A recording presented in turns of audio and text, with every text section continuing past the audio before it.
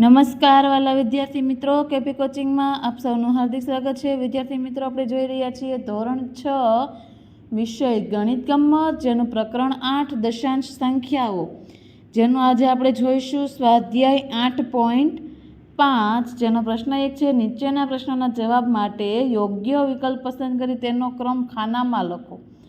પહેલું છે 0.006 માં 0.7 ઉમેરતા એડિશન પરિણામ શું આવશે? તો તેનો જવાબ આવશે બી 0.706। બીજું, 8માં નીચે પૈકી કઈ સંખ્યા ઉમેરતા પરિણામ 8.025 મળે? તો તેનો જવાબ આવશે ડી 0.025।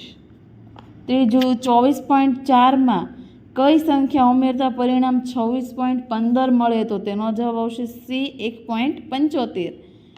4, રમા સવારે 1 કિમી 45 મીટર તથા સાંજે 2 કિમી 300 મીટર ચાલે તો તેણે કેટલા કિમી ચાલ્યું ગણાય? તો તેનો જવાબ આવશે એ 3.345। આમાં તમારે સરવાળા કરીને જવાબના સોલ્યુશન મેળવવાના રહેશે। બીજું, આમાં પણ તે જ રીતે છે, સરવાળા તમારે સાઈડમાં કરતા જવાના છે અને આપણે ગણીશું। તો વિભાગ એની માહિતીને વિભાગ બી સાથે સાચી રીતે જોડો। તો આપણે પહેલાં પોઈન્ટ પહેલાંની સંખ્યા ગણીને કરીશું ને તો પણ થઈ જશે। તો કે 2 ને 1 3, 3 ને 4 7, તો આનો જવાબ આવશે સી 7.503।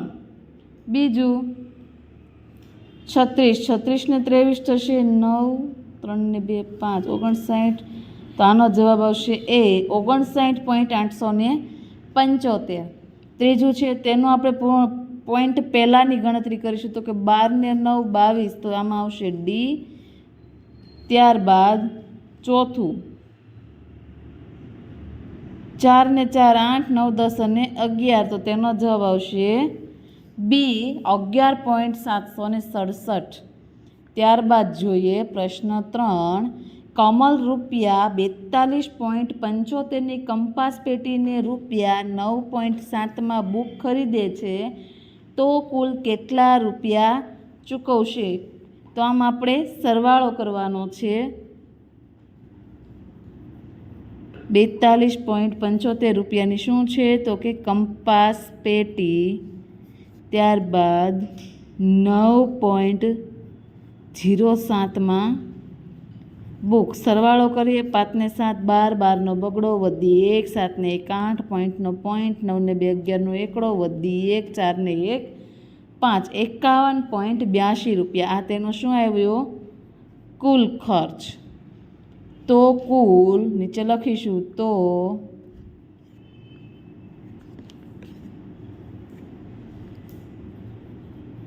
કુલ 51.82 રૂપિયા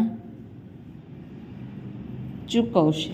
ત્યારબાદ 4 નંબર, કલ્પના પાસે રૂપિયા 75.75 છે, જ્યારે મમ્મી એને રૂપિયા 30.25 આપે છે તો કુલ કેટલા રૂપિયા થાય? તો આપણે ગણીએ 75.75 રૂપિયા કલ્પના પાસે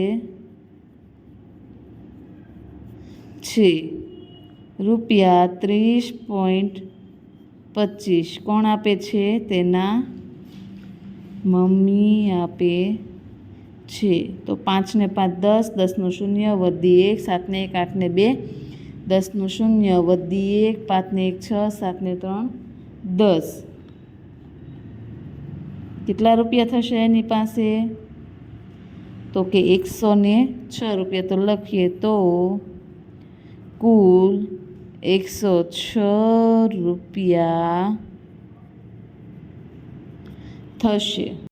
નંબર 5, રોહિત શાકવાળાની દુકાનેથી 15 કિલો ને 250 ગ્રામ બટાટા, 20 ગ્રામ 250 ગ્રામ આદુ ખરીદી છે તો રોહિત કુલ કેટલું શાકભાજી ખરીદે છે? તો આપણે ગણીએ 15.250 ગ્રામ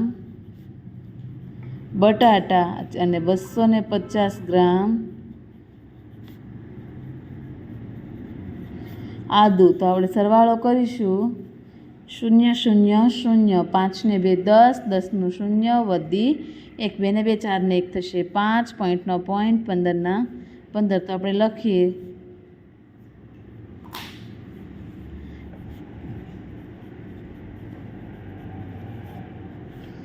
તો રોહિત કુલ 15 કિલો ને 500 ગ્રામ શાકભાજી ખરીદે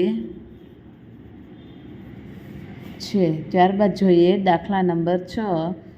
મોનિકા સાયકલ લઈને સ્કૂલે જવા નીકળે છે. તે સવારે 8 કિમી 350 મીટર સાયકલ ચલાવે છે. જ્યારે ઘરે પરત આવવા માટે 6 કિલોમીટર 20 મીટર સાયકલ ચલાવે છે. તો તેણે કુલ કેટલી સાયકલ ચલાવી ગણાય? તો આપણે લખીએ 8 કિમી 350 મીટર વત્તા 6 કિમી 20 મીટર. આને તમે કિલોમીટર મીટરમાં પણ આ દાખલાની તમે ગણતરી કરી શકો છો. હમણાં તમને બાજુમાં બતાવીશ.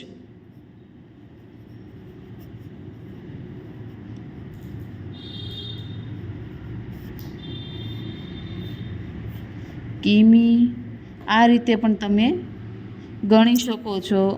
8 કિમી 350 પ્લસ 6 કિમી 20 મીટર.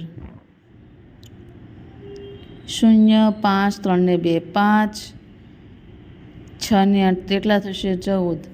આ દાખલા તમે બે રીતે ગણી શકો છો. આ દાખલામાં પણ કિલોગ્રામ અને ગ્રામનું તમારે ગણતરી કરવાની રહેશે. આમાં કિલોમીટર અને મીટરમાં. તો નીચે લખીશું. તો તેણે કુલ 14 મીટર 550 14 કિમી 550 મીટર સાયકલ ચલાવી ગણાય.